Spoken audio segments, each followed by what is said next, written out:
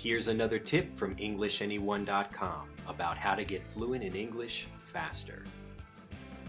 To get fluent faster, move like English speakers. Hello and welcome to another edition of How to Get Fluent in English Faster. Today, the reason you're looking at my pretty face and not a whole bunch of lovely images like usual is because we want to talk about how to move like an English speaker. Now, I live in Japan, and one of the things I notice about Japanese people is that they move differently. They move differently than English speakers. Even young children, we begin teaching them, and we can see that a young Japanese child does things differently than a young American child. And these are the things that we want you to pay attention to when you're speaking with someone. So when you're watching people or having a conversation with them, pay attention to how they move, because this is part of the language as well.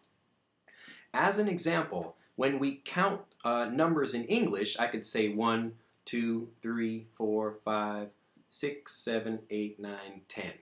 Now this is standard for counting English. Maybe you count like this, 1, 2, 3, or 1, 2, 3. But in Japanese, we say 1, 2, 3, 4, 5, 6, 7, 8. I'm using my hands in a different way than when I'm speaking in English. So if I'm counting in Japanese, 1, 2, 3, 4, 5, 6, 7. And if I'm counting in English, 1, 2, 3, 4, 5, 6, 7. My hands are not touching each other. And these are things that we want you to study because they're so important, not just how you sound, but also how you look.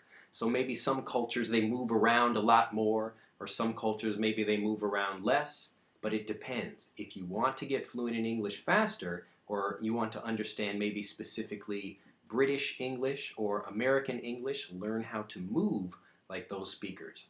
As another example, one of the differences between Japanese and English is how we say I.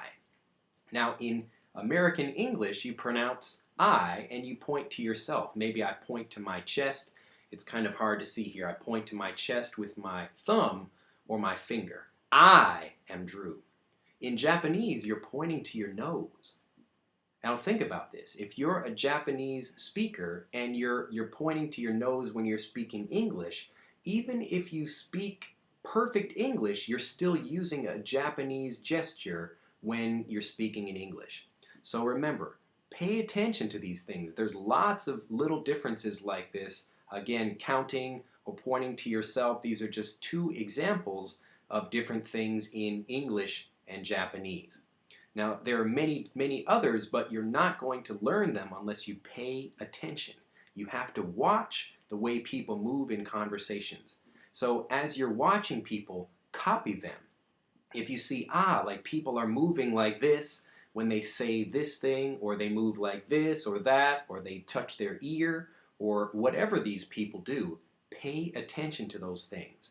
Remember, a language is not just what you say, it's how you say it, how you express yourself. So for learning English, move like native English speakers do. Watch what they do, copy them, and ask them, how do I do this? Is this an English gesture or is it not? Most people, they won't remember because they're naturally doing these things. These are things that we've learned from way back when we were children. So again, watch what children do. Watch what they do. Children point to their nose when they say I, or do they point to their chest? Or do they point to their ear? Or do they count like this?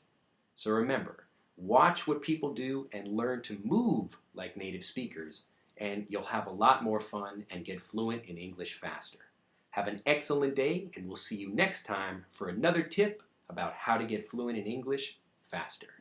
Bye-bye.